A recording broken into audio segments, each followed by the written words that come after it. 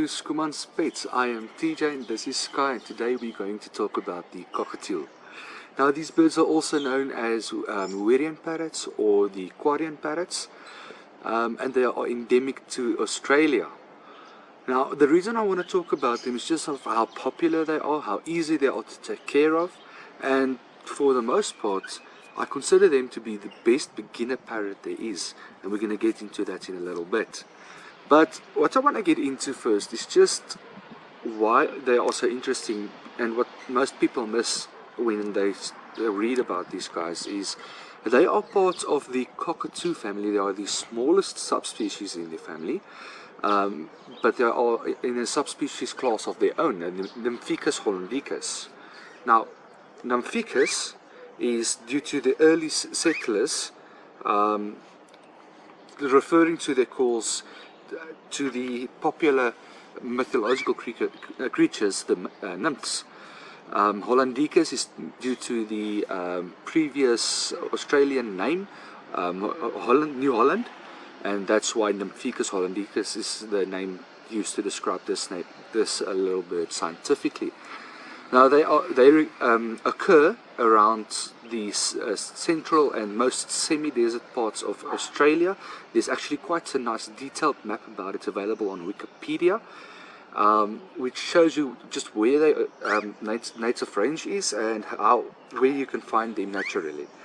Now these guys can usually be found in large flocks around large body resources, and that's because they love water quite a lot, and on top of loving water they are quite sociable, and that's what makes them so nice pets, is because they are so sociable. These animals will connect to you on an emotional level, and they will consider you as part of the flock. Remember, you are not the boss here, they are. It's one thing you must remember, that she thinks she's the boss, and no matter what you do, it's never going to change. Now, these little guys can be quite entertaining. They can whistle some elaborate little songs, and they can mimic sounds with their whistles, but they cannot talk like an African grey or a macaw would. They will only whistle for you. That's because of their larynx not being able to do the talking sounds like an African grey or a macaw, but it's just because of their size. Now, how the scientists actually got it wrong at first, and why they thought of them as part of another parrot family group, is just because of one reason. It's this tail actually. They are the only parrot species part of the cockatoo family with a long pointed tail. The other cockatoos has a short widespread tail, and that is just because of them being the smaller than all of the others, and then due to the environmental needs that causes this tail to be longer and to be more narrow and pointy, giving them a little bit of a distinctive feature, letting them stand out from the other cockatoos. In 1984 there was actually a study that DNA tested them and confirmed that they are a subspecies of the cockatoo family, and you can read this all up if you would like to. It's all available on Google. They've got the names there of the people who did the research. They've got the research paper available if you want to go into that. But I will not go into further more detail on this video. Now, these little parrots are easy to care for, and that's why they make such a great pet. It's just the diet isn't hard to get. Most of their diet can be sustained from your local food store, yours, not a pet store. Which already makes it quite easy to care for them. Secondly, their lifespan is everything from between 10 to 15 years, and I've heard cases of the cockatiels living up to 25 years. And I think there's a record, I may be mistaken on this, but there's a record of a cockatiel living up to 32 years. I've read about this. I do not know if the source is legitimate or not, so if I'm wrong, please just bear with me. This was an article I read, and I'm not sure exactly how correct they are on that, but I can see it to be possible in a life of captivity, as it was as they were talking about a captive parrot at that time. Now these little guys can be trained like lovebirds and all that. They can do little elaborate little courses, play with toys you make them, And your biggest problem associating cockatiels is just to keep them busy, because they are really, really interesting, and they are really, really, well, hyperactive is the correct word that I'm actually looking for.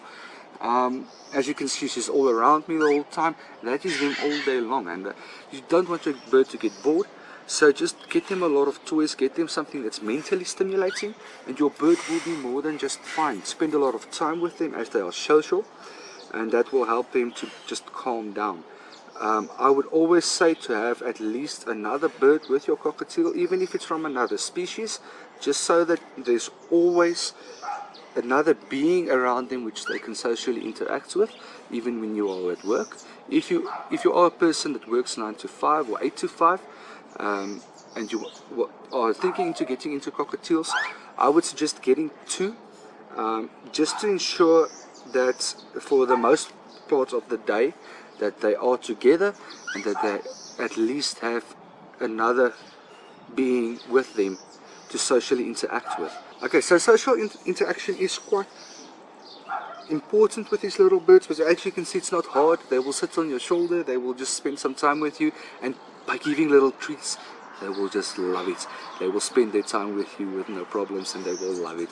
They will adore it. In fact, cage time is actually quite a problem. Getting her to go to bed is a problem, but it's just another fun part of the day that we can just let her run around and see how long it takes us to get her inside the cage for her to decide that it's now time to sleep, because she doesn't want to. It's just that, she doesn't want to. She wants to play, she wants to just run around and be herself, and she doesn't want to go to sleep. But I would suggest that you guys do cover their cages at night, because they can get a fright if there's a sudden movement while they are sleeping. So just for their own safety, just cover the cage, and it will also help to calm them down so that they can go to sleep if you are in a room where you might walk by now and then, especially if it's like in a living room where it's an open plan into your kitchen, and you want to go there for coffee or a cool drink late at night, so that you do not wake up the bird. Just rather get a cover for the temporary enclosure. Now, housing your cockatiel can be done in 3 separate ways. You can either have them in a smaller enclosure and then have them out with you for most of the day, and that is not a problem. I've got my little cockatiel's wings are clipped. That's a personal preference, just because of the fact that she's out with me a lot. The second way you can keep them is in a bit larger, medium-sized cage. It's something that's usually preferred for something like a macaw or African grey. With a secondary bird, I would suggest that if you have a second bird, that you put them in that size of cage, nothing smaller, or bigger is always better, and you can still have clipped wings, and the bigger enclosure will just give you much more opportunity to put in more toys, put in more stuff to keep them busy and to keep them mentally stimulated. And then the third way is now for the guys that doesn't have the time necessarily to spend all of the time with them, to groom them and to just enjoy their company, but do like the animals, and or somebody who just wants to see them acting out their wild behaviors towards each other. And so this third way is the way to do that is by building a large aviary, and then you let them be flighted. Flighted means that they can fly like they would usually do. The larger the aviary, the better. These guys can fly quite a bit, but I would say with any enclosure, do not use the small little water containers you get with the enclosure, because you do get 2 containers, one for food, one for water. Do not use those. Rather get something like a dog bowl or something that's very shallow and wide, and then you use that as a water bowl, because they love their water so much. They will actually bathe in it quite often. I've seen this little girl bathe in her water 3 times a day, and on separate occasions. And it depends on the water quality and the temperature of the day and how much she will bathe. And on a nice and hot sunny day like today, she will be in the water for most of the day. So changing out your water is a necessity once a day at least, depending on how filthy your birds can be. If you've got a lot of birds, I would say twice a day is better. Once in the morning and once late afternoon just before they go to sleep would be preferred if you have more than 1 bird in a cage. just to ensure that they have nice clean water to drink and nice clean water to bathe in, because they can be really messy. Now these guys, when it comes to messiness, you're gonna have bird seeds and the substrate you're using, if it's paper towel or newspaper, it doesn't matter. All of that is going to be all over your floor, so cleaning up after them is going to be a constant thing. But it's something that you get used to quite quickly. It's something that's not a problem. It's just to clean up, and it's not hard to clean up after them. It's just a broom and a little scoop to pick it all up in, and then it's gone. Now, when it comes to birds in general, these feathers, they fall out. He gave me a little fright there. They fall out periodically. It's called molting, and the only thing you want to do when they molt is to give them a little vitamins that you can mix in with the water. These vitamins are called pre-molt on the labeling of your buckets. You can find them at any pet store, and it only helps them to ensure that they have enough vitamins to grow the new feathers and to lessen the chance of them getting blood feathers. Now with blood feathers, usually they pluck them out themselves, but I would suggest just checking on it, and if it's not plucked out by themselves yet, to pluck it out with your hand. It will stop the bleeding then, because that's the problem with the blood feather. It's actually the feather that's keeping the wound open, not the bird's skin itself actually, because the moment that feather is out of the way, the skin closes and the bird stops bleeding.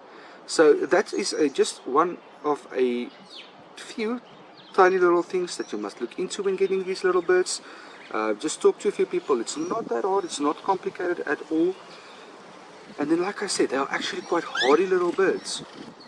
Now, we've already talked to you about they come from Australia and what the scientific name is and all that, and that they do eat seeds and fruits and vegetables, because I said that you can get it from your local food store. Now, what seeds and fruits and vegetables are actually best for them? Well, there's different diets available on that. I would say that the closer you get to their natural diet would be the best. So if you actually go onto the Wikipedia site, or the I can't remember the site's name right now, but there's a site that's got information on their wild habits, and you just look at what they feed on in the wild and you replicate that. That would be the best. And then just to supplement them with vitamins on top of it. Now, this little crest here, guys, it's quite interesting, because this crest will show you the attitude and the emotions of your little bird. If it's like this, halfway down but a little bit curled up, they are actually relaxed, they are calm, and they're just looking around, seeing what's going on. If it's standing up straight, they're excited. Something's happening that they want to watch, or they are going to do something, and probably you should have a watch, because you're going to laugh, I promise you that. And if it's completely backed down onto the neck like this, and she's fighting with me right now, and guys, they do not bite, so as you just saw, she fights with me, but nothing. There's no blood, no pinching, nothing. But when it's down onto the neck like that, that means that they are scared. So if you approach your bird and her crest is down like that, to just stop, take a breath, wait for them to calm down, and then you can approach a bit more. Be gentle with your birds, guys. Just remember, they are small in comparison to us, and that is the biggest problem when dealing with these little birds. They are small, so they're scared. They are actually quite scared when dealing with people, until they get used to you. Now, I've got this little girl since she was a baby, and I actually hand-reared her, and that's why she's so calm. And well, she fights with me actually because she wants to be in charge, and why she will actually attack my dogs if she gets the chance. She does try it,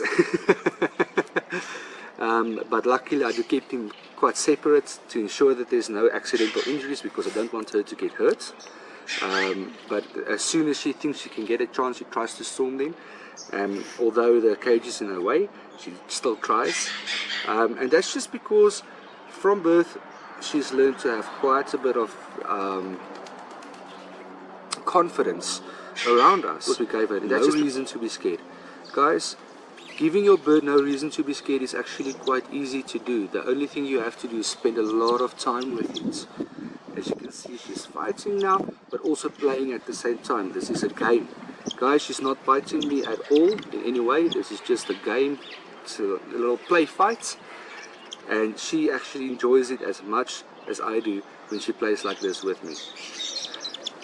As you guys can see, when my finger is not with her, the tongue is sticking out a little bit, and that's just because of today's heat.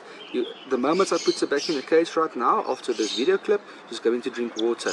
And that's what cockatiels do when they get warm.